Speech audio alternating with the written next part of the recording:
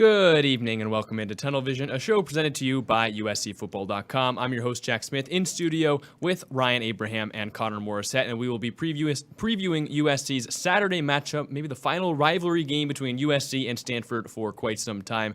As always, make sure you're leaving your comments down below so we can put them on screen, and you can also call in by the end of the show, 512-4TUNNEL. But guys, we've got a new intro, and it makes us look cool, and that's pretty cool. I love the intro. Shout out to Chris Rash, who's a Peristyle member. If you're not over there, make sure you check it out. But Chris has been a great helping us over the years, coming up with new video intros and picked out some different music for us. So it's really nice. I love it. You got some the fresh highlights from this season already. We got Jack and Connor represented on there, so that's pretty cool.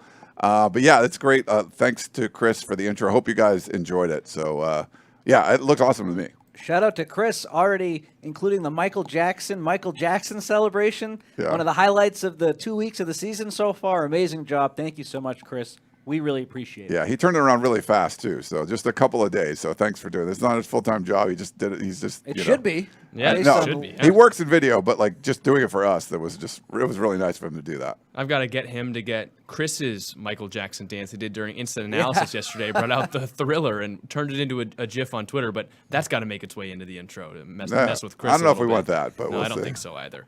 But anyways, we'll be getting into USC's matchup against Stanford. As we mentioned, it's the final Pac-12 opener for USC, the last rivalry matchup between USC and Stanford for what could be quite some time, and we're sure that you as Trojan fans have some thoughts about it. So as we were saying, leave your comments on YouTube, wherever you're watching. We can get them on screen as we are right now. And if you want to call in at the end of the show, so have your questions answered, call in at 512-4TUNNEL, and we'll make sure to get to those. But guys, USC and Stanford, it's been a long, storied rivalry, USC's longest ever rival, really, and this might be the last matchup for quite some time. What are some of your general thoughts as we've seen in practice this week, kind of leading up to game time? Where do you guys want to start off? Yeah, first, it's tough. I mean, this is a huge game, USC and Stanford, especially over the last 15 years. I mean, when, Jim Harbaugh and the, what's your deal game with Pete Carroll and David Shaw got it going, and then they've been pretty terrible the last couple of years. But even 2 years ago, that was the game that got Clay Helton fired, so USC fans kind of a little happy about that. But there's a lot of history with UNC and Stanford. I mean, the USC marching band has their Stanford counter march that they play to kind of make fun of the Stanford band, and the Stanford band always makes fun of something with USC when they're doing their show. I mean, so much history, the Weekender. It's really sad. I mean, I hate the way college football is going, and especially on the West Coast.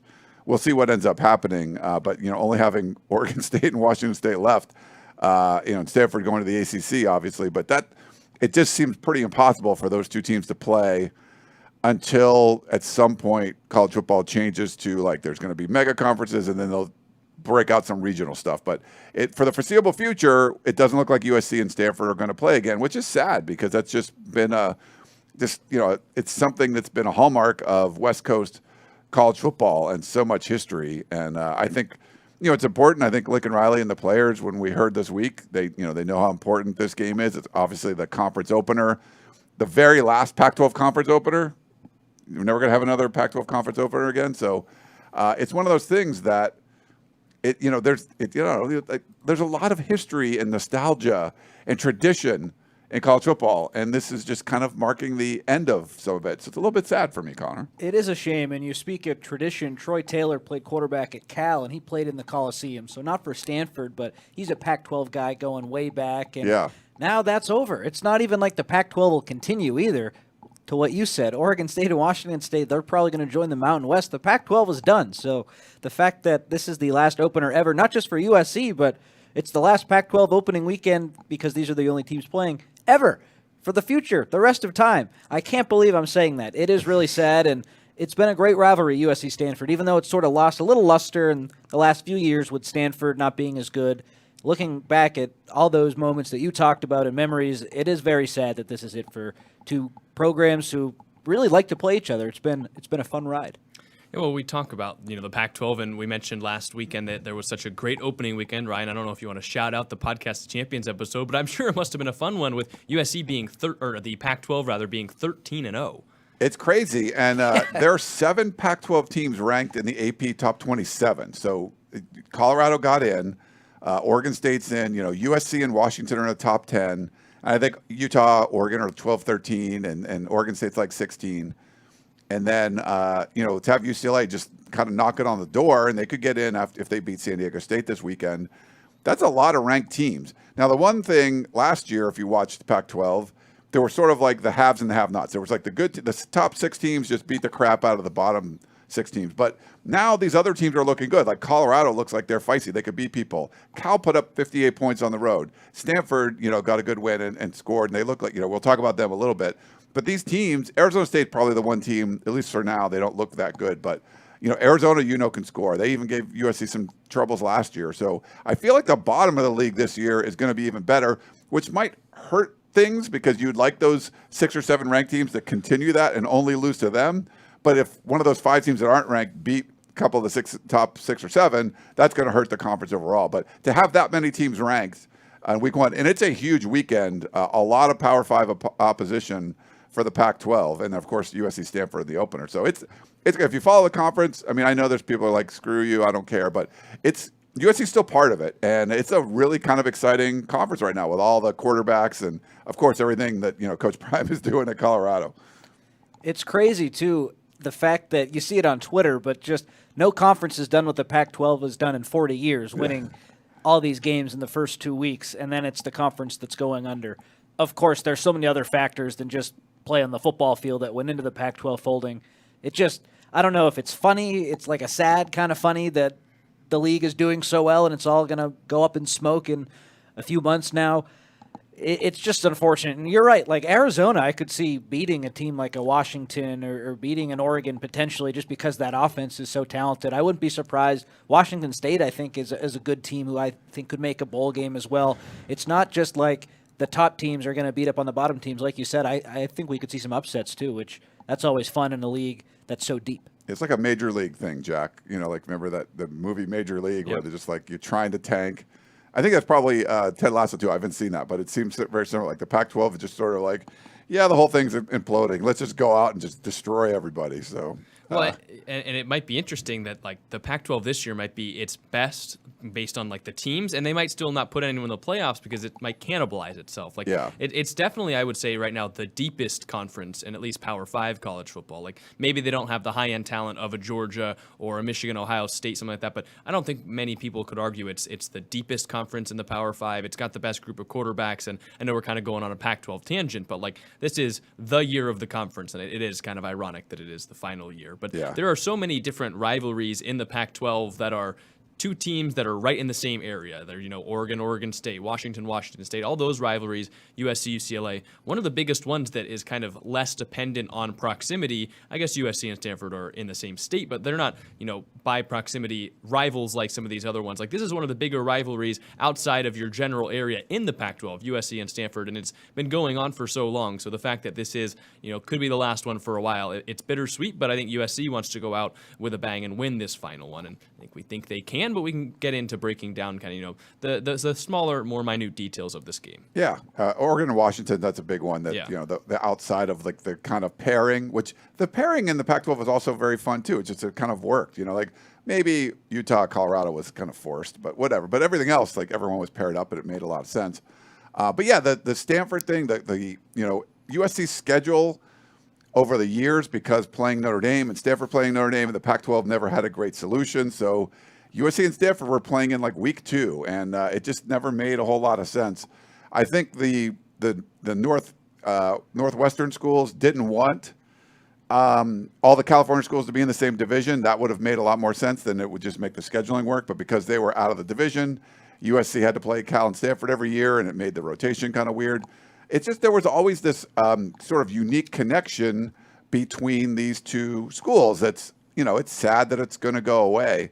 I think even David Shaw, before he went out, was just like, hey, you got to figure out a way to play. But with USC having like a 9-game Big Ten schedule and Notre Dame, like, I don't know if you're going to be able to put Stanford on the schedule. You're probably going to have to get home games for any of those last 2 that you don't have scheduled already. So it seems really impossible for that to happen. And college football is changing by the day, so we don't know. I mean, there's going to be a lot of stuff, but I feel like USC and Stanford will play, but it's probably not going to be within the next 5 or 10 years. It's going to be after a major, tectonic shift in the college football landscape. I think that's the next time that these two teams will play, which, like we said earlier, is kind of sad. When do you think that is? 10, 15 years? Lincoln Riley joked this morning it would be 2 years from now on his press conference. He's like, well, this might all end up imploding in like 2 years or so. And I wouldn't put any dates anyone gives. I wouldn't rule out anything because at Pac-12 Media Day, I asked Kyle Whittingham about the last time facing USC for a while, and he looked me in the eye and he said, this could all change in a day. And that was back when George Kliavkoff was like, no one's leaving, we're all staying. And then just Kyle Whittingham saying that, I was like, does he know something? And, of course, what ends up happening, Colorado leaves, and then Utah follows to the Big 12. So I thought that was interesting. And then real quick, I said Arizona might beat Oregon. They don't play Oregon, but they could beat Washington. They do play Washington. Yeah, they could do that. So it's what was it? I've just lost my train of thought. I derailed everything there. Just with when will USC and Stanford play again? So here's the thing. The biggest shift coming forward, I think as far as realignment goes, it doesn't seem like there's not many, fish out there that you would want to go after. So it seems like that's solid. But the college football playoff is what you have to watch now. That's going to be the big generating thing. And it's got a 2-year deal that's still with ESPN. 2026, it's wide open. So that's a blank slate. You're probably going to see Fox and NBC and CBS and ESPN and Disney or whatever all bidding on games, similar to what we see in the NFL, like where one team gets the Super Bowl every year, and then you get this playoff game, and you get this playoff game, and they split it up, and everyone's paid a lot of money for their thing. NFL does it really well. They're probably going to see something like that, but that's going to take some overall leadership to kind of run that. And there's none of that. There's no leadership. But maybe that's the point where the people running that sort of you know what, we need to do this differently. And I really think you got to switch the Olympic sports back to regional, and maybe but that takes. You have to have a college football czar. You have to have a leader, and there isn't one. It's all these fiefdoms with the different conferences and stuff. But the new playoff in 2026, maybe that sort of creates some kind of structure that can be the overlord of college football. I don't know, but that would be the soonest I think something could happen like that. Without getting too into the weeds, it just seems like it's trending towards football players becoming employees, but then that opens up so many cans of worms. I think that would need to happen in order to get the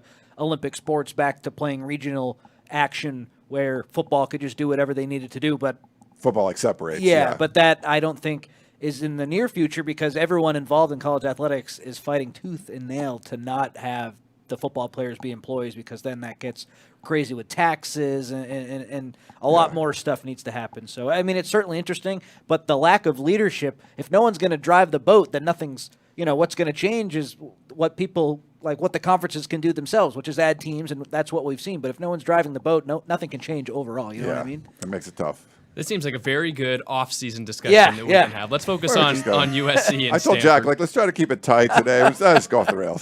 Yeah, let's just talk about, the 2026 and everything that might happen then. But USC and Stanford, it's a matchup that, you circle it because it is the last one potentially for a while. But I feel like many fans, this isn't one of the games they were super concerned about with USC having an easier schedule to start as many people thought. But Stanford played pretty well in their first game. They're a team that's going to run the ball with the quarterback, and it's really going to be a whole different look than all the other games that USC has played against Stanford for the longest time. It's not that just ground and pound David Shaw defense attack anymore. It's going to be some quarterback runs, a lot more passing than you're used to. You'll still get the Stanford tight ends that I think many fans are used to and maybe gives them some nightmares from the past, but it's a different Stanford squad that looked pretty good in week one, but a team that didn't come in with many expectations. What have you guys seen from them through 1 week, and what do you expect for them coming into the Coliseum? Yeah, I mean, obviously only one game, and at Hawaii though, that's a long trip. I was joking with David Woods because I had picked Stanford in this game and he had picked Hawaii, and I'm like, Hawaii was playing in Nashville. They actually had a longer flight to get home than Stanford did to get back to Hawaii, but obviously they weren't coming in on a Friday. But to me, this is about, you watched the David Shaw teams, and they did some great stuff, and I don't think it was all the Jim Harbaugh success, but college football has changed. We were just talking about that, so maybe that's why we're kind of building up to this. It's changed a lot, and Stanford was not changing, and one person that certainly was not changing is David Shaw. There's some, I don't want to say comparisons to Dabo Swinney because he's not embracing the transfer portal and blah, blah, blah. Clemson might be going down the tubes. We'll see. But Stanford definitely did. I mean, going 3-9, 3-9. I mean, if you go 3-9 in college football in the 2020s and you don't make a change on your coaching staff, there's something seriously wrong. You can't just stay, well, we're going to keep Javita Pritchard as our offensive coordinator. We're going to keep, they kept everything the same when you went 3-9. And I mean, he was stubborn to a fault. And it's one of those things where, combined with the stubbornness of David Shaw, with the changing landscape, and you just couldn't, they weren't bringing any transfers in, just unicorn transfers, that would be it. The only thing was crazy stuff. It's not a way to, and they had smaller recruiting classes. There was no way to maintain a roster like that without Stanford changing with the times. And I think they started to do some NIL stuff, and they brought in more transfers this year. But you needed new leadership. And I think David Shaw saw the writing on the wall. You end up resigning, and you bring in Troy Taylor, and it's just like a breath of fresh air. So I feel like Stanford's not going to be a great team this year, but there's still good athletes there. I mean, you got the David Baileys of the world. We'll talk about him. And you needed something to just sort of like rejuvenate the program. Just bring in, this was doing it. I mean, I remember talking to Austin Jones a little bit about, he was there like 2 years ago, and I had brought it up like when, the Stanford got left behind and the Pac-12 was breaking up, and you talk. He's like, I don't really have any friends there anymore, and it was a couple of years ago. Things changed pretty quickly, but I think nothing changed faster than when you get a head coach, and it looks like Troy Taylor is going to be a good head coach. Like we saw what Dion did. It's not just talent acquisition, but just having a buttoned-up approach and fresh, just a fresh set of eyes on everything. And it seems like what he's doing is working. I don't think it's going to be enough to beat USC, but they're going to be better than like the 3-9. I think I predicted them to go like 2-10 or something this year, or it might even be worse. I might have picked them 1-11, but they're not going to be that bad. I thought Colorado would be bad too. They're not going to be that bad. Just watching one game, I can look at these teams and go, okay, they're not going to be as bad as I thought they'd be going in. And that's kind of where Stanford is.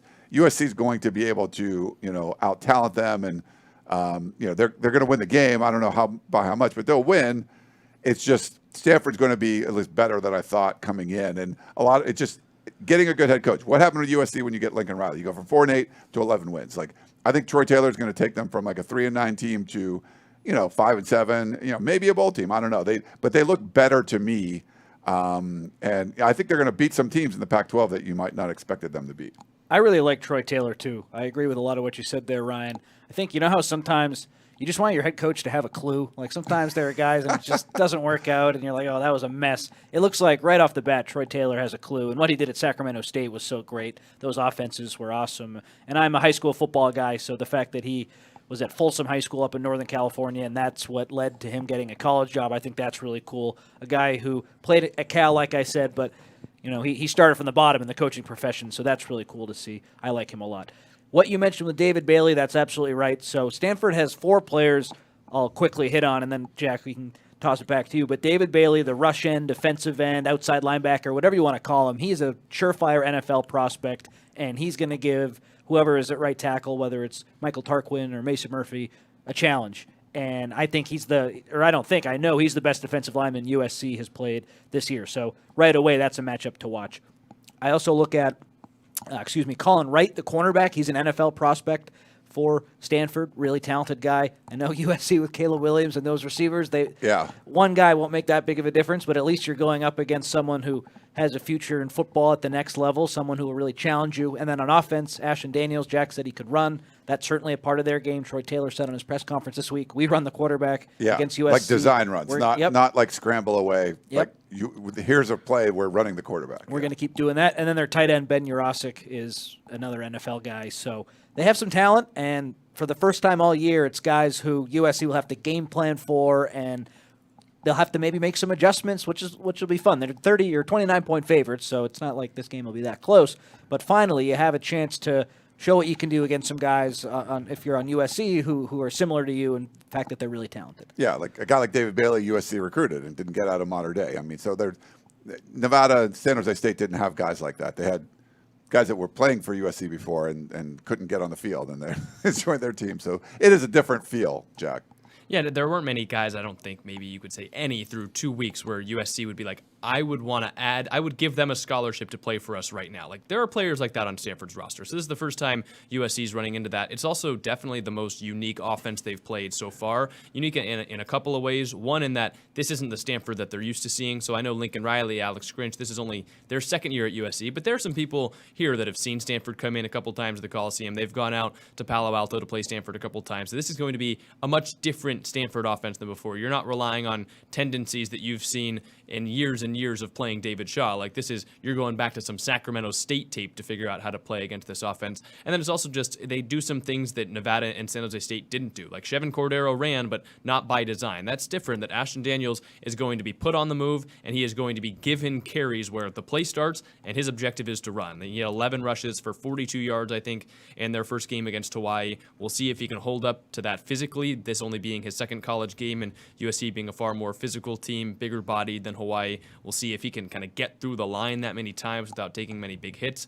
I know Tackett Curtis is probably waiting to lay a big one, and there's tons of defensive linemen for USC that are just much stronger than the guys that Hawaii has. But it's a different offense in the fact that you've got that rushing attack by design for the quarterback, which USC hasn't seen yet. You've also have, as Connor mentioned, an NFL level tight end, which USC struggled with last year. They haven't really faced one so far this season, so it'll be pretty interesting. The only kind of concern I think you have if you're Stanford is Ashton Daniels is pretty inexperienced. He's only had one college start, played pretty well in his first game against Hawaii, but now you're rolling into the Coliseum, a night game. It's going to be a very loud atmosphere. First time playing in front of a huge amount of fans. I'm pretty sure Hawaii Stadium holds only 15,000. So there will be 4 times that many people, even if the Hawaii Stadium was sold out, 4 times that many people at the Coliseum playing against one of the biggest brands in college football in USC. So it's a different beast. We'll see how Daniels can handle it. But it's an interesting thing for USC. I'm curious to see how the defense will play, because this is a couple things they struggled with last year, design quarterback runs,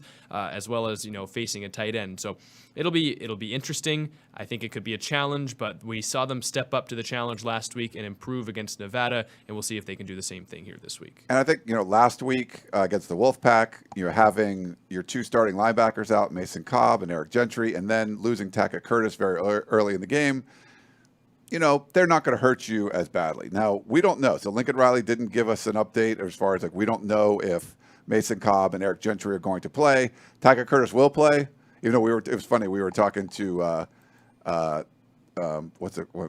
Rajon Davis, and, he was unsure whether the targeting thing, rolled over.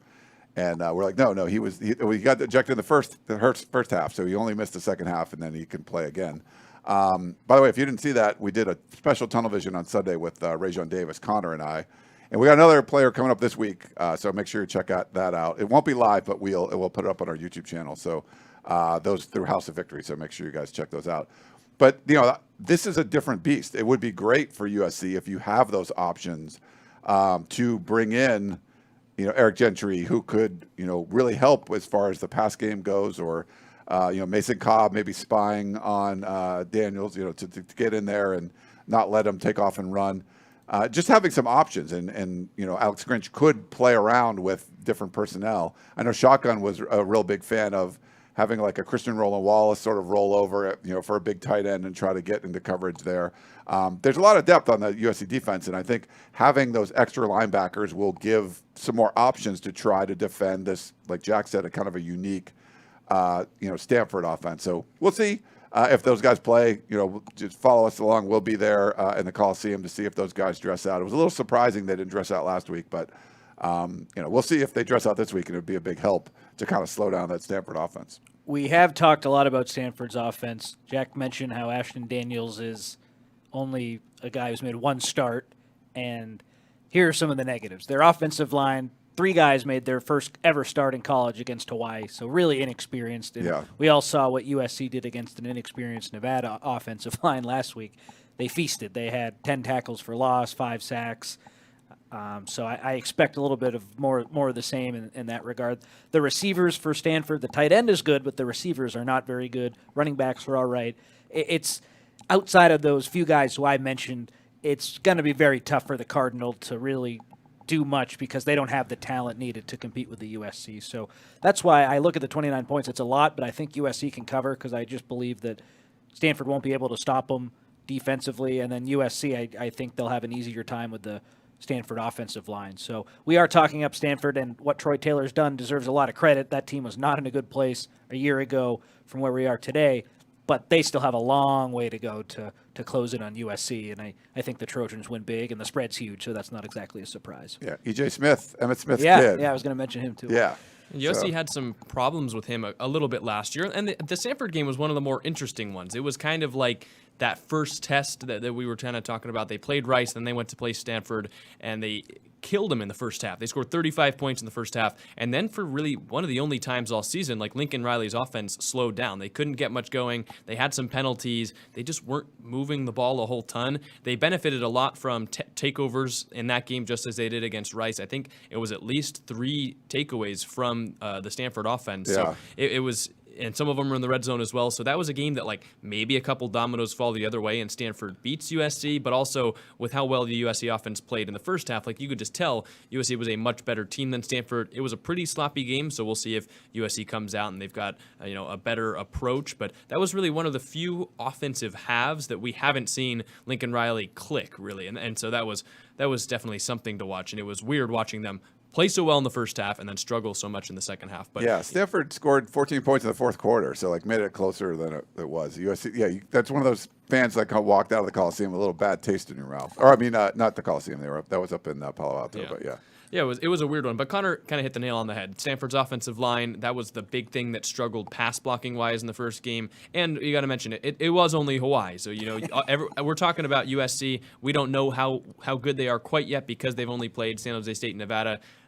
Hawaii is kind of on that Nevada tier. San Jose State's a better team than Hawaii is. Hawaii not the greatest team, but Stanford didn't play well on the offensive line pass blocking wise. Right now, according to PFF, USC has the 8th best pass rush in the nation, so that could be a place that USC exploits the Stanford offense. It just depends on whether they can bring Ashton Daniels down. And Troy Taylor's a guy where maybe Lincoln Riley's trying to save stuff in the playbook for later in the season, but this is a big game for Troy Taylor and Stanford. Like, they're not going to hold anything back. They'll do some tricky things. I think they'll run with the quarterback and try and test Alex Grinch in that defensive line to see how disciplined they can be and just how well they can stop Ashton Daniels. But they'll do some creative things to try and move him out of the pocket, try and make it so USC can't just tee off with the pass rush against that offensive line. But I think USC's defense will play well enough definitely to get the win, but the question is, kind of like it is every week until we really know for sure what this defense is like, is how many points are you giving up? How many times are you getting the ball back to the offense early in drives? They did a very good job of that against Nevada, a so-so job of that against San Jose State, and now here's kind of that third test. Yeah,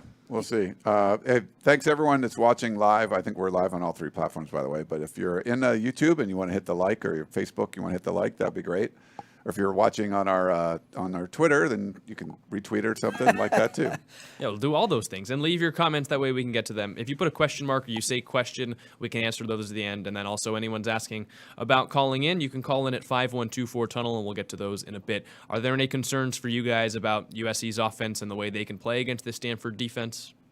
No, none for me. On the Stanford offense, Jack, you mentioned the trick plays, and I think we'll see a decent amount of that. They tried like 3 flea flickers against Hawaii. Yeah. The one other interesting thing with Stanford, I don't think USC will be challenged much by the Stanford defense. Stanford just has a great kicker in Joshua Carty. Yeah, they always have good kickers.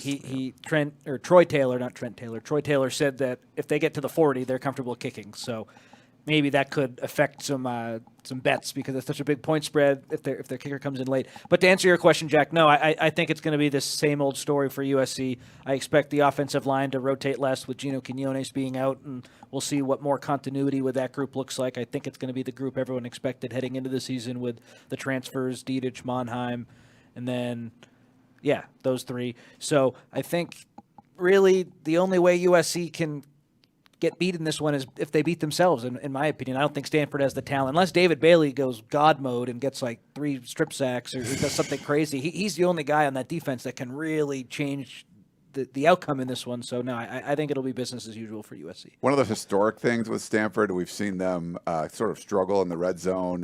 David Shaw was famous for like punting on the plus 36 and stuff, doing things like that.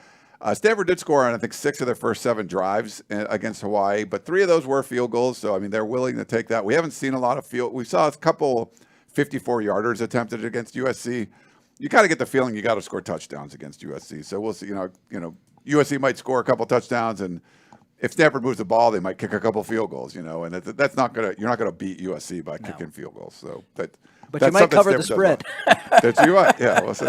Yeah, the thing about the game last year against Stanford is USC stepped up in the red zone, and that was kind of that early season thing where they were getting turnovers in the red zone, stopping, like they would allow the team to basically drive 70 yards but not let them score, or they would hold them to 3. And that's when we thought, like, wow, this is an interesting defense. They're resilient. They get the takeaways, and when those went away, that's when everyone kind of started to see that the defense was not very good last year. So we'll see if it's a similar thing this year. But I think I agree with Connor. I'm not too concerned with the Stanford defense going up against USC's offense, as long as they can limit the penalties, find a way to, I guess, console David Bailey a little bit. Maybe he gets 1 sack, maybe he's putting pressure on Caleb Williams, but putting pressure on Caleb Williams and bringing Caleb Williams down are two very different things, as we have seen now for a full season and 2 games. But I'm not too concerned, as Connor said, with the way that the Stanford defense might try and slow down Lincoln Riley's offense and Caleb Williams. The only thing is I'm curious to see how much USC opens up the offense. They're starting conference play.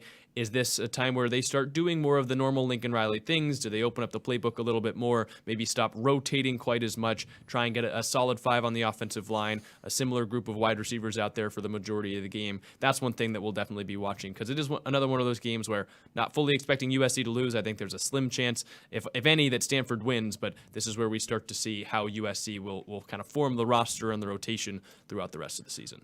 Yeah, we saw. I mean, if you're going to treat the first 2 games as sort of like NFL preseason games, Chip Kelly's kind of famously done that a lot when he was at UCLA. I'm not saying that Lincoln Riley did that. I mean, they won one game by 52 points, but I would say there was a lot of rotation. Even that Nevada game, you had 3 different offensive line combinations going in. No more Gino Quinones. We talked about that earlier. USC losing him for the rest of the season. So that would cut down on the offensive line rotation right there. But we might not see as much. You might see. Here's what we think the starters are going to be now, because now you're going into conference play. And I really feel like Lincoln Riley is just a zillion % focused on winning the Pac-12 in the last year. And you can't do that without winning. You want to win all these games, and Stanford's one of them. So it will be interesting to see, are you still mixing around with offensive line combinations and things like that, defensive rotations, or you're kind of sticking with some guys and like, okay, it looks like these are the guys that are going to be starting, and maybe there's positions that you rotate, or you see guys coming in for certain packages, like Christian Rolo-Wallace, I think, was coming in that like dime package kind of thing that they were using more, which you would normally not use against Stanford, but they might now. So yeah, that'll be something to watch. Sort of like, how is Lincoln Riley looking at this? Is it now like, okay, preseason's over, here's who we think should be starting, and they're just gonna. This is the offensive line. These are the guys that are playing, and we have guys ready if anyone gets hurt.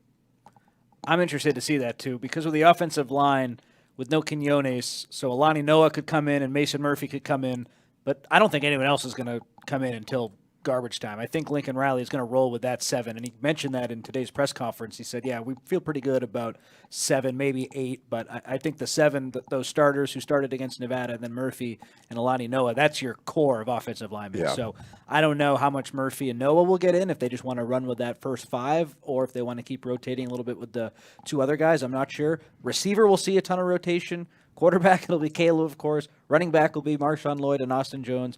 So I think the one big area on offense is the O-line, because I think everything else you can, like against the best teams you're going to play, you're going to rotate a lot.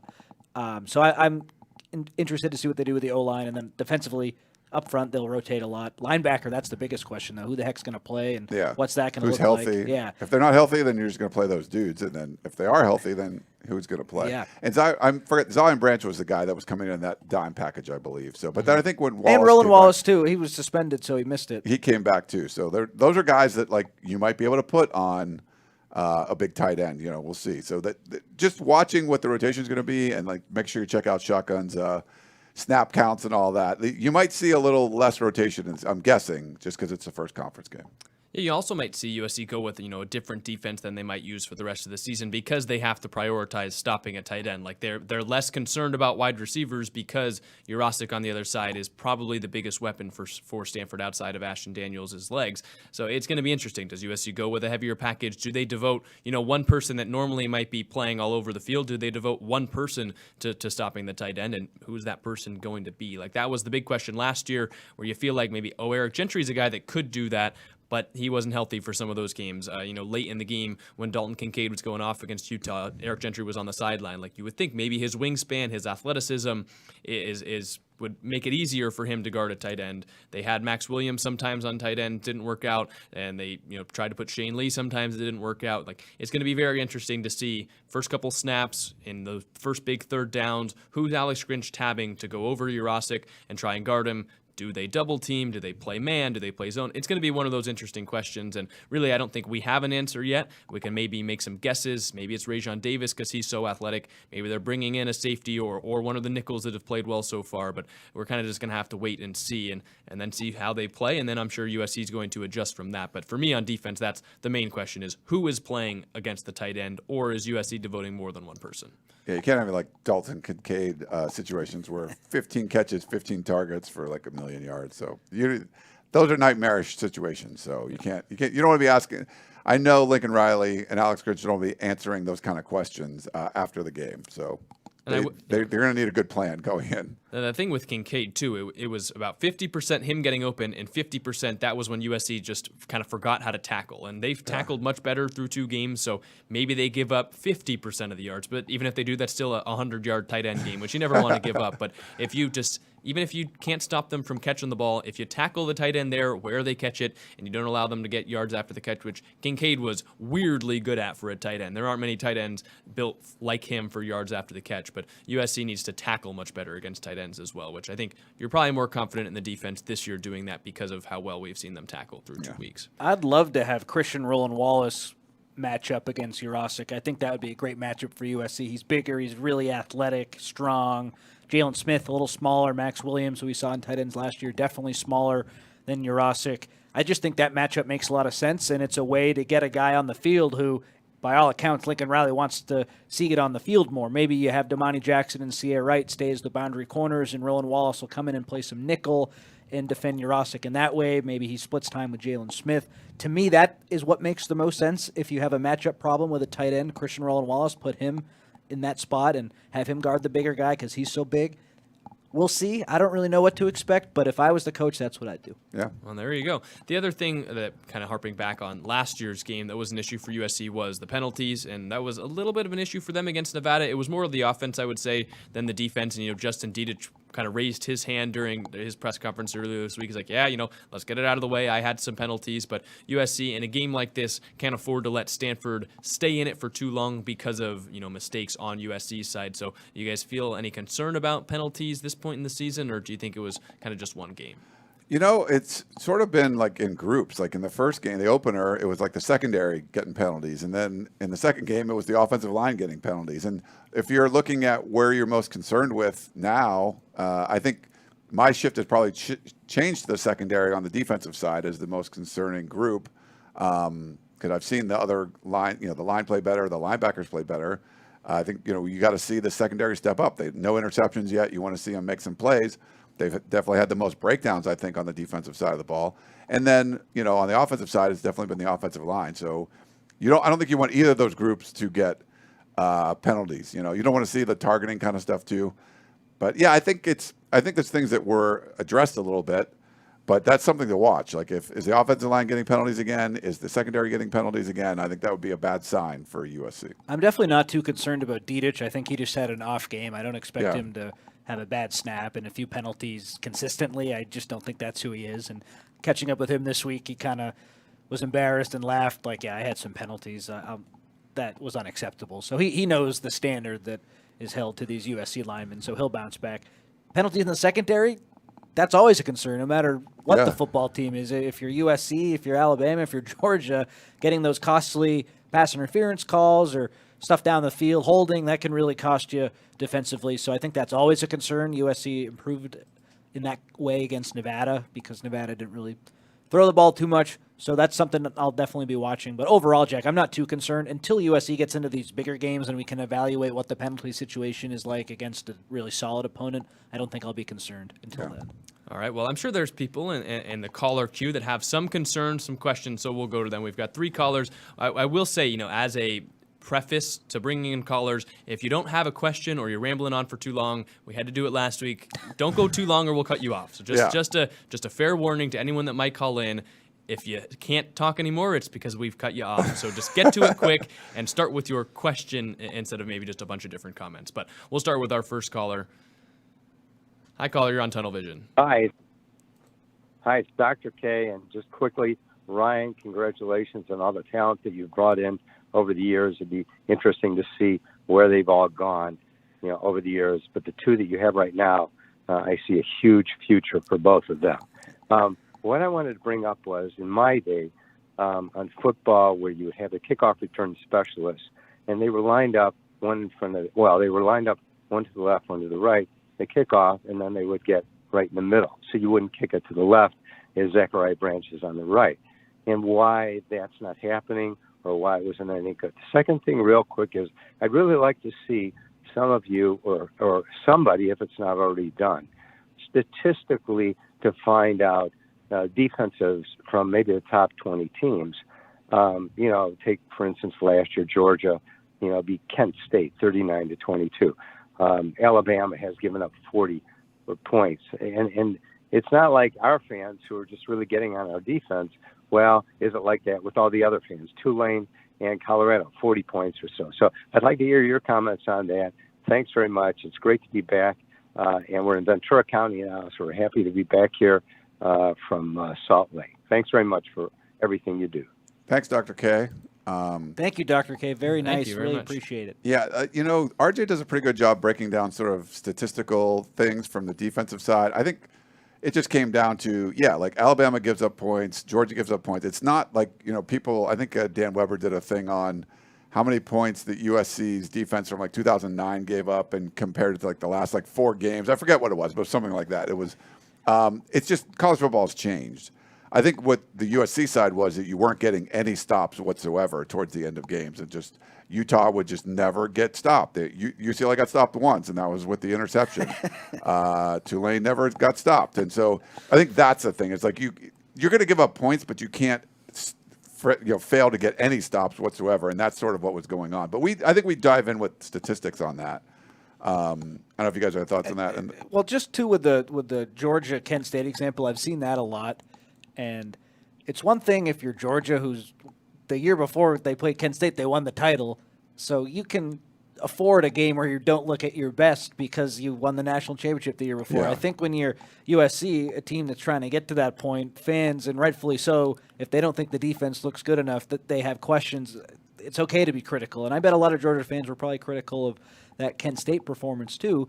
But the Bulldogs had just won a championship, so those fans, I'm sure, were more happy than they were upset after one bad game. I just think that's really interesting when people have compared the San Jose State game to Georgia against Kent State. Georgia's in a different class than USC, and until USC either makes the playoff or wins it, that's going to always be the case. Yeah, and I mean, if you're Alex Grinch, if you're the USC coaching staff, like I know you understand that fans might have a reaction to the first game, but to be completely fair, they don't care. If they win the game and they see the players moving in the right direction that they want, they don't care that they gave up 28 points to San Jose State. Maybe they'll harp on it, to the positions to get them to improve. But their goal is not to play their best defensive game in week 1 or week 0. They want to be playing it towards the end of the season, so they're going to take the steps that they believe are going to get them there. For them, that was rotating, trying different things. And I think that you can see that they improve from week 0 to week 1. If they improve from week 1 to week 2, you can start believing a little bit more into what the staff is thinking. But I totally get it, as Connor mentioned, as a fan. Like, this defense wasn't good last year. You want to see them start off on the right foot. But also, if you were expecting USC to play their best defensive game in week 0 or look like a perfect defense in week 0, I think that was just a little bit unrealistic. And then like the kickoff return, I guess the formation, if you wanted like a side-by-side thing, I think USC is just kind of, I think there's different philosophies. It's just sort of what they do. I don't know. I think if you have one back, this is a total guess, and Jack, if this is wrong, please let me know, or Ryan. Isn't Zachariah Branch just so athletic that if he can get to anywhere, he can if you have a guy who's so fast, you only put one back there, and then you have an extra blocker. So if he gets the ball, then he can run up the field with the extra blocker. I think two people back there.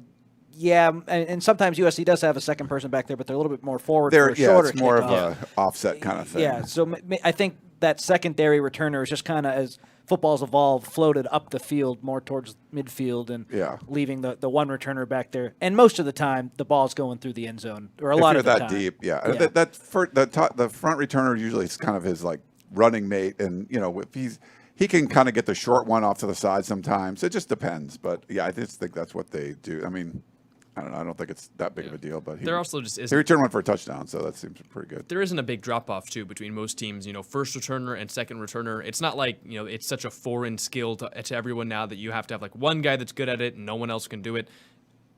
All these high school kids come out and they're so athletic. If you teach them to catch the ball right, they can be pretty good returners. So, like, if one happened to go the other way and didn't go to Zachariah Branch, Taj Washington, or whoever's back there, Michael Jackson maybe, they're perfectly capable returners. So it's not like you're losing anything too much. But we've got a couple more callers that we can get to right now.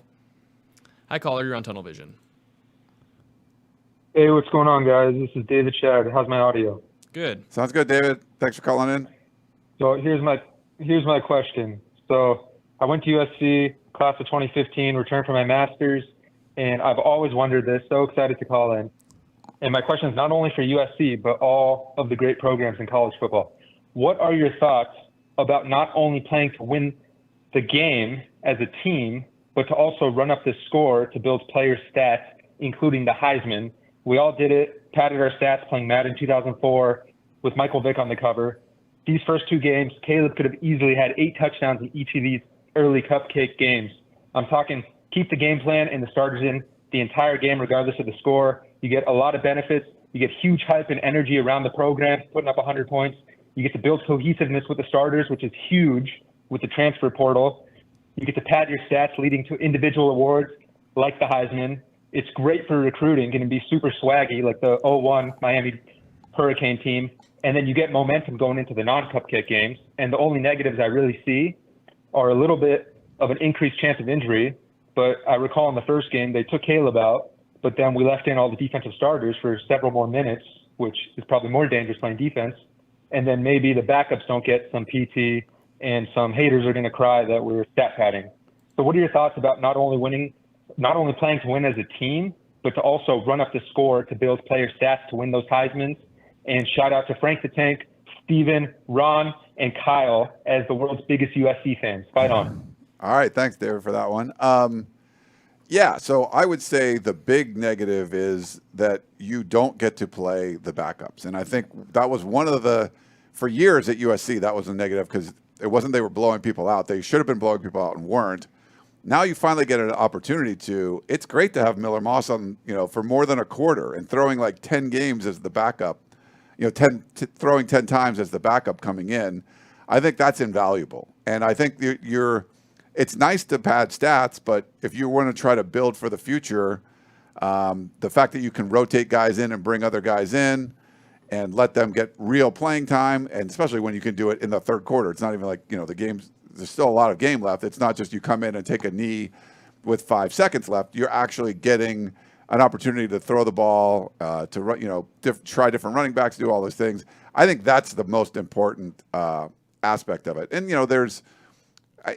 we've seen Oregon put up 81 whatever on Portland State and bit some guy's ear off or whatever. Like that doesn't seem cool, but it gets around a little bit too. And it can help recruiting, but it can also hurt recruiting because if you're not playing when you're playing, Deuce Robinson comes in, he's a 5-star and he catches a 71-yard touchdown. That probably helps recruiting more than getting Dorian Singer a whole lot more touches, right? So I think there's more negatives than what you were listing there. But I mean, some people kind of do stuff like that. But I think the benefits of getting guys playing time it's huge.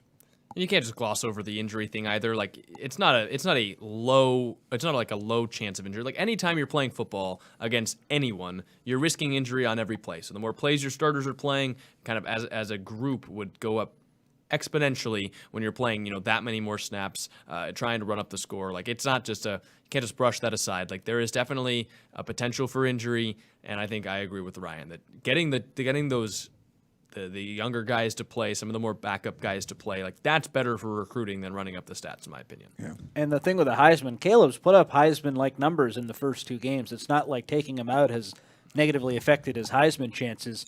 Keeping him in, that really wouldn't have added anything if he'd thrown an extra touchdown or 2 against a Nevada or a San Jose State.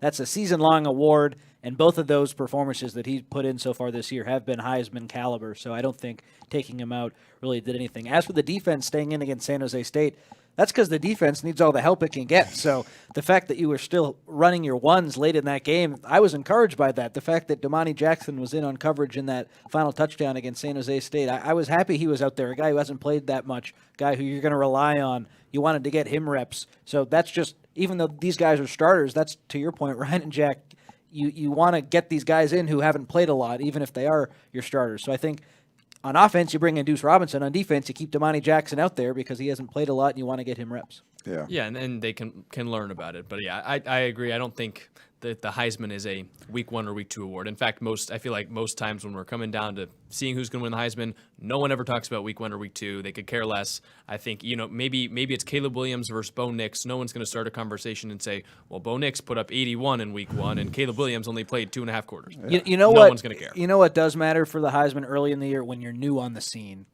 If you're a running back like or Shedeur Sanders or something. Yeah, exactly. That's Travis when early. Hunter. Okay. Oh, look at this guy. I mean, Reggie Bush against Fresno State. That was early in the year, right? Yeah, I think it was pretty early. So that but everyone, they knew who he was. Yeah, already, but that can kind of get you on the radar if you weren't a Heisman contender to start. Caleb Williams, the second the ball kicked off to start San Jose State, he was the Heisman favorite. So it's not like he needs to do anything magical right now. Yeah, we've got 2 more callers in the queue that we can go to right now. Love the callers. Thank you. Yeah, keep them coming. You're on Tunnel Vision. Hi, this is Curtis from Moreno Valley, fellas. How you doing? Hey, Curtis. Hey, Curtis. All right. This is what I was thinking about. The spy on the quarterback. We're going to start facing some very dangerous runners at the quarterback position during this season. Tackett Curtis needs to spy the quarterback. When you guys talk to the coaches and ask them questions, they have to think about it and answer the question. So you put it on their mind. Ask them, are they going to spy? Curtis, we're not influencing the game. We're not influencing. No.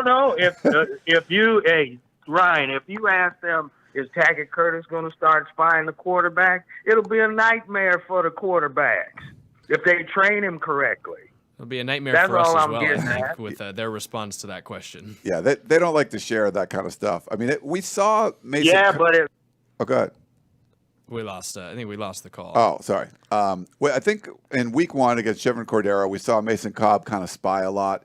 And I think that would be beneficial, except that the pass rush, if you watched Oregon State play against San Jose State, they rushed, but they stayed in lanes, and USC sort of just like rushed with reckless abandon, and then it opened up opportunities. So even though you had a spy, it didn't seem to be all that effective because guys ran out, and you can't just, just because you have a spy on it doesn't mean the guy can't run. You have to have people still doing their job, and the USC defensive front didn't do their job. It'll be interesting to see if that's like more his strength or not. It seemed like they felt like Mason Cobb would do that. I mean, a guy like Rajon Davis could probably do that a little bit. But you're probably going to see some sort of semblance of a spy, and I don't know who it'll be, Curtis. But I think it's really about that defensive front, not just running themselves out of plays and being able to like, hey, if I don't get to the quarterback, I'm still taking up this space. Like, this is my lane. I'm not letting him run through this big open spot that the spy has to run over and try to stop. I at least can force him to go into a certain area that the spy should be able to stop. And I think that's what happened was you ran out of plays and there's these wide open gaps, and it's just, I don't care how many, you need like 2 spies for something like that. I liked what Curtis had to say, though. The fact that he wants a spy, he's calling for a spy, I think is smart. 2 things on that. I don't know if Tackett Curtis is the guy who wants spying because he's so new. We've already seen him get a little bit lost defensively. Throwing another thing on his plate right now, I don't think is in his best interest. Now, maybe he comes out and is the spy against Stanford, and I'm wrong. But I don't think that's what they'll do. I think Rajon Davis, you mentioned his name, Ryan, if he is playing and Mason Cobb and Eric Gentry are out, or even if Eric Gentry does play, and Rajon Davis plays as well, he's the guy who makes the most sense to spy for me because of his speed, the fact that he can shed blockers really effectively, his strength. He is he's not smaller, but he's shifty. He can get in front of a quarterback. He can slow a running quarterback down. I look at him as a guy who could spy. And as for us asking the question to the coaching staff about a spire, we really don't ask too much about X's and O's. I don't think they care. No, they don't. Too much. They would be mad at us. Yes, they would. Yes, I was going to say that about that. Like, we're not influencing that, but they don't want to talk about strategy like that. Are you sure Alex Grinch isn't listening to hear about my Christian Roland Wallace hypothesis about him covering the tight end? I think he might have turned it off after that point. I don't know. No, I would agree with Connor. I think Tackett Curtis has clearly got a lot of potential, but through the first 2 weeks, really, we've seen him he runs at guys, he tries to make the big hits, but he hasn't been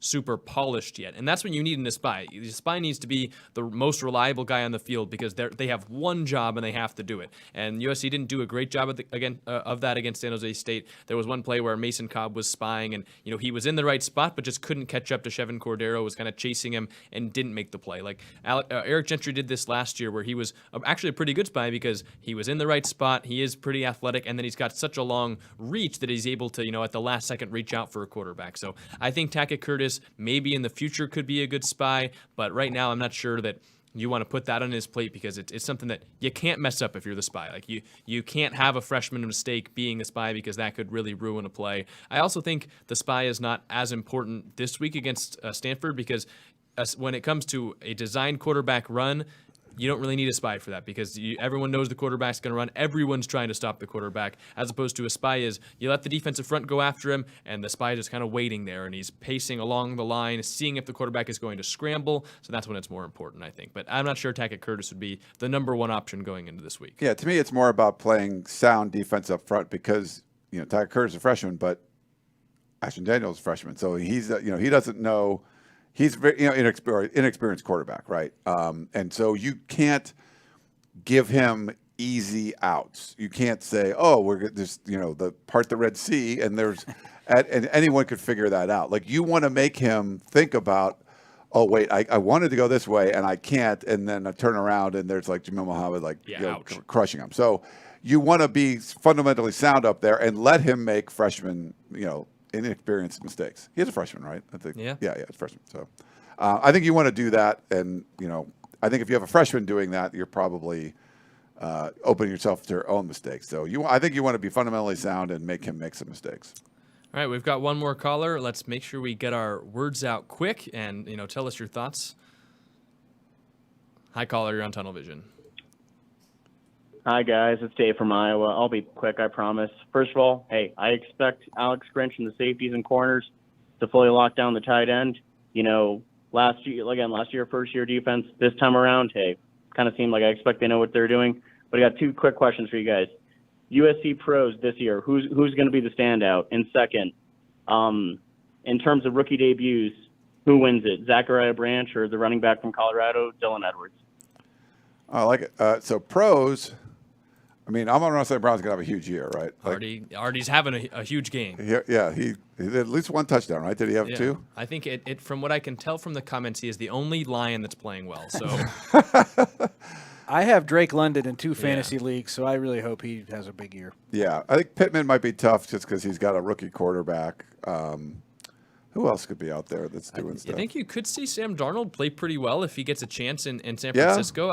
Every quarterback that goes into that system has such a leg up on basically all backup quarterbacks in the league. Like we saw Sam Darnold go in that Adam Gase offense, sucked. But now when you play under Kyle Shanahan, he makes things pretty easy for you. And all the signs were kind of positive out of camp. So if Brock Purdy were to go down, or if maybe he isn't the player that everyone kind of thinks he is after half of a season as the starting quarterback, you can also see Talanoa Hufanga. He was an All-Pro last year. He's going to have a great year again for San Francisco. I feel like he's probably right now. It's Amon-Ra St. Brown and Hufanga who are the two best. They also slid pretty far in the draft, so it's kind of interesting how that worked out. What about Jordan Addison as a rookie? And as a Patriots fan, I was very concerned with the report yesterday from Foxborough that Juju Smith-Schuster's knee could explode at any moment in time. That's what someone tweeted, and it was verified apparently. So he's having some serious knee problems. I hope he has a breakout year with the Patriots because I'm a Patriots fan, and I would love to see him develop a connection with Mac Jones. But, yeah, what you said, Jack, those are the two top guys. So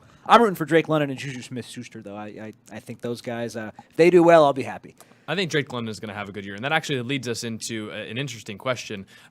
One of the first ones from YouTube. Real quick, the rookie one, or the freshman of the year. So the Colorado running back, I think it's going to be him, just because he's going to be like the workhorse there.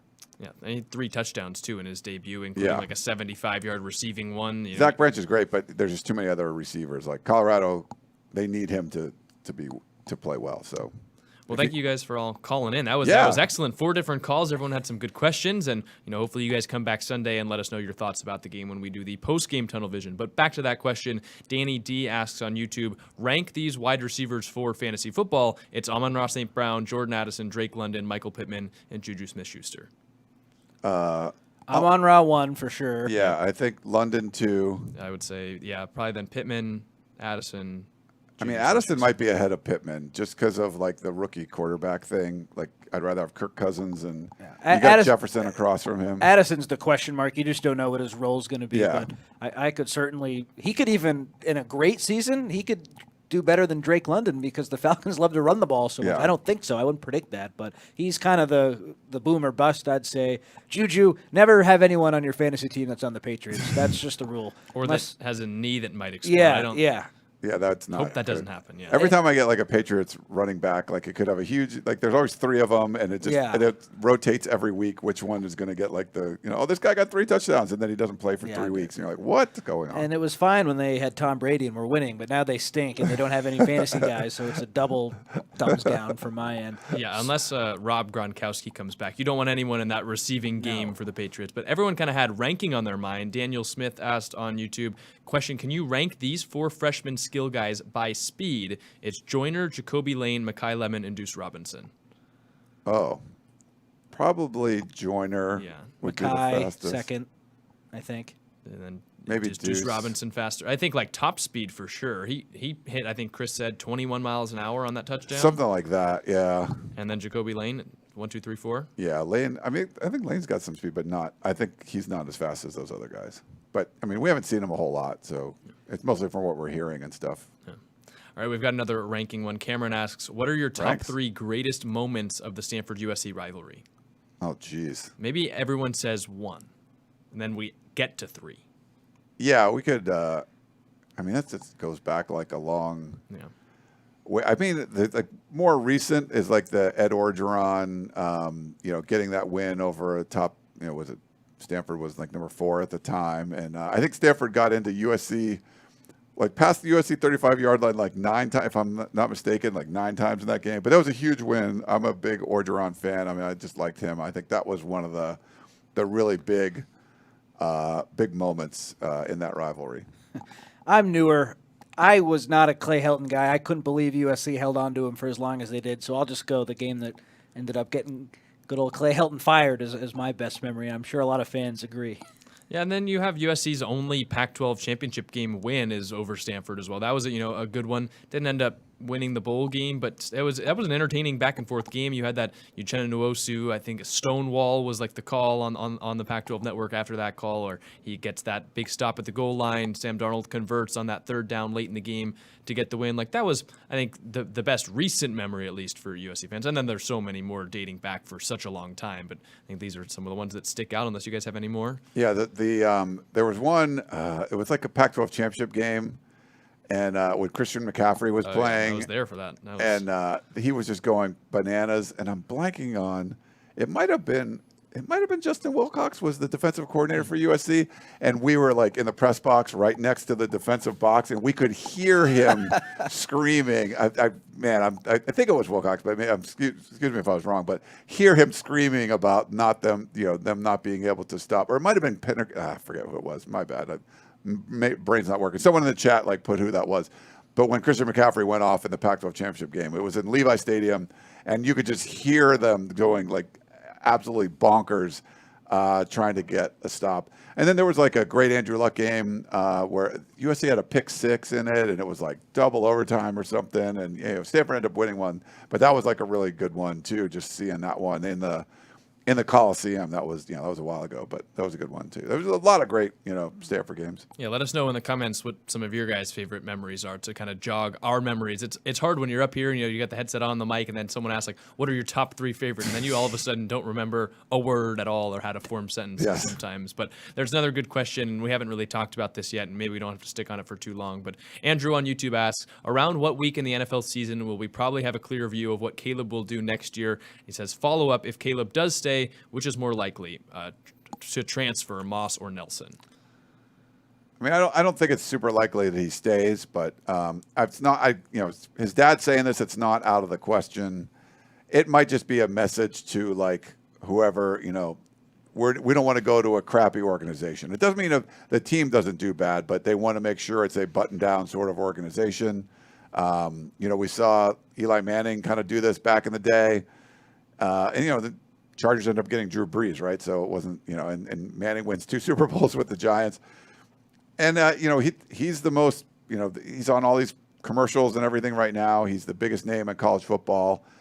So you can kind of throw your weight around a little bit. But at the end of the day, I get it. You want to get that second you want to get that second contract, like the Justin Herbert kind of money, not just like the $38 million that Bryce Young's getting or whatever it is. So I think this is just more sort of like setting things up for like if it's looking like a team that they don't want, it's sort of like a threat or something out there. Like, we don't need to come out, so don't tank for us. Or, my guess it's more of something like that, but I don't know. We'll see. If the Cardinals are winless and just terrible, and it's not as close as it is in some years, that race to the bottom, maybe around Thanksgiving you might have an idea, but it usually takes a little bit longer into later December, January, even sometimes to see who that first pick is. So it depends. If someone's generationally bad, then maybe earlier, but I wouldn't expect to know until around the holidays. So we'll see with that. And as for if Caleb did come back, that's a great question, because I feel like Miller Moss would be in the same exact situation he's in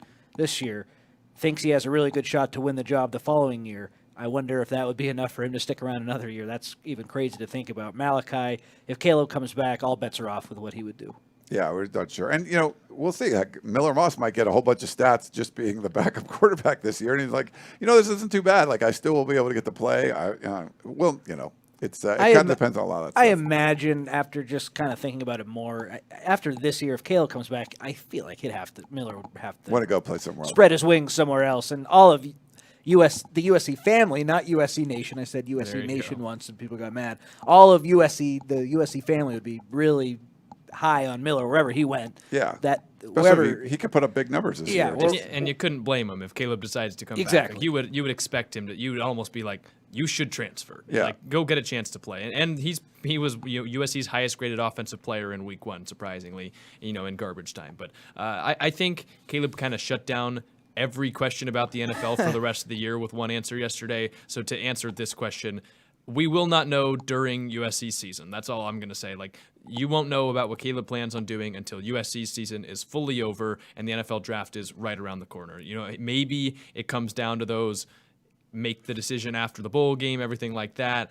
But I don't expect at all for Caleb Williams to come out at any point during USC's season and make any comment about the NFL, and he kind of made that clear yesterday. Yeah, the kind of history recently, you got like the Matt Barkleys or Matt Leinerts like coming back where they could have gone.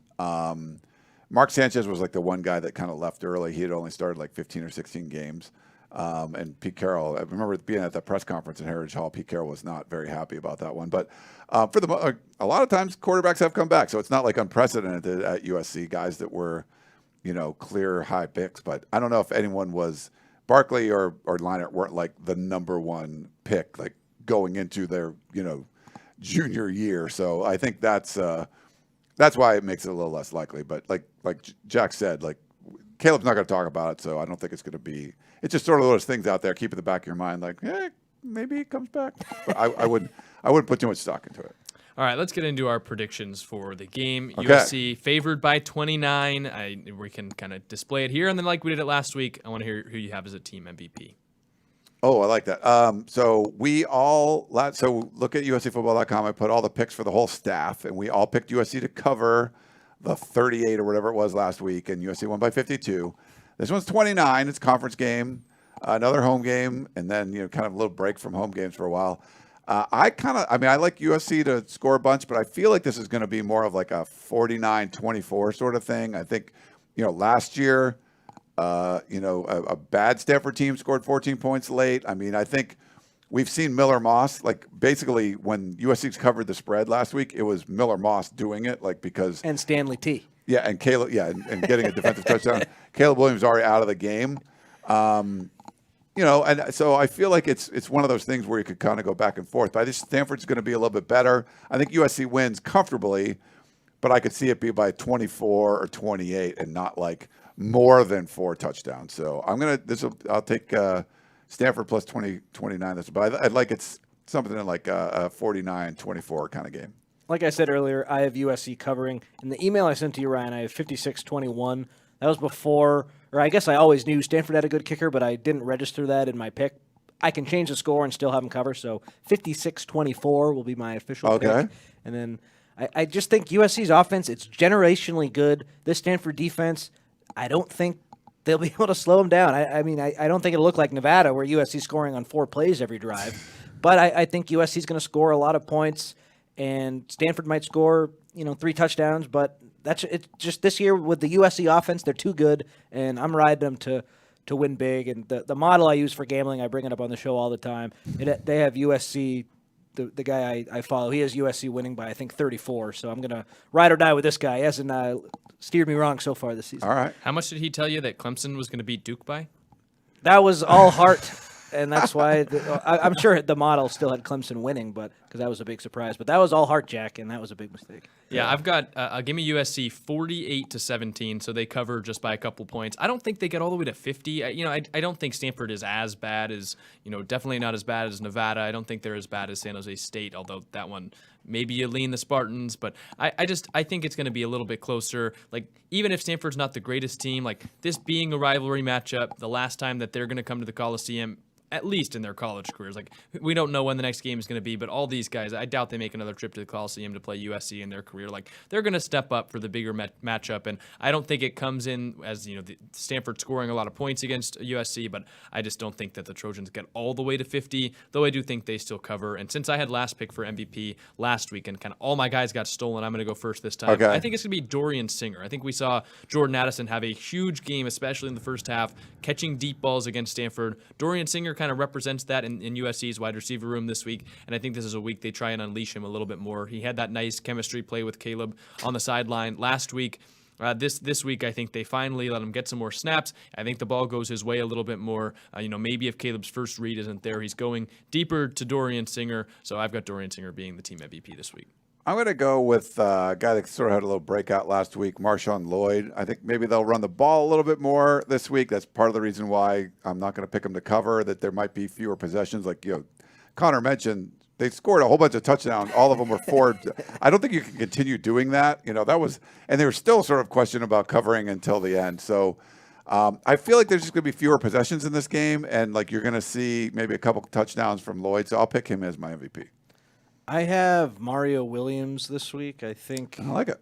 He will have a breakout game. I think he'll catch a touchdown. I mean, Caleb's the obvious choice.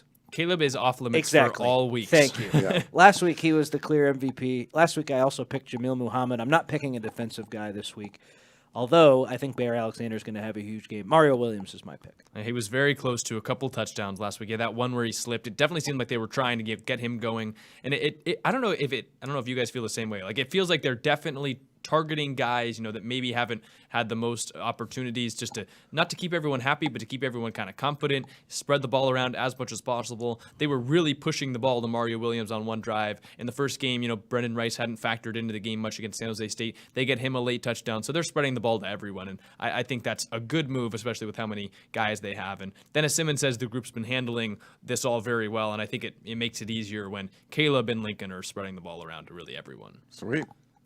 All right. Any final thoughts? Well, I just want to thank everybody for coming along with us on our television show, and I hope you guys like the new intro because I love it. I think it's awesome, and thanks for liking it. Thanks for sharing it with your friends and following along with us. We'll be back on Sunday, we'll have a television with an interview with a player, and then we'll have our regular television show 7 p.m. live here in the studio again, recapping USC and Stanford. But looking forward to it. Looking forward to the last. I mean, I'm not happy it's the last Stanford game, but the first conference game. You get a little bye week after this, so it'll be you get a good little. College football is like really, really happening now this week with a lot of good games, and USC Stanford being one of them. Yeah, get to watch Texas, Alabama. There's some other Pac-12 teams playing Power 5 opponents. There's the NFL on now. Obviously, if you're watching Tunnel Vision right now with Thursday Night Football on, you guys are the real fans, especially if you've left a like and subscribed and everything like that. But anyways, if you guys don't have any other thoughts, we can send this one over to Saturday where USC will play Stanford in the Coliseum. It's a late one, so we'll probably bring a layer or two, and you get to watch USC under the lights, and I'm sure we'll see many of those celebrations where they flash the lights saying USC because the Trojans will score so many points. But anyways, USC will take on Stanford this weekend. Thank you guys so much for watching Tunnel Vision. For Ryan Abraham and Connor Morrissette, I'm Jack Smith. Thank you guys for watching, and we'll see you on Sunday.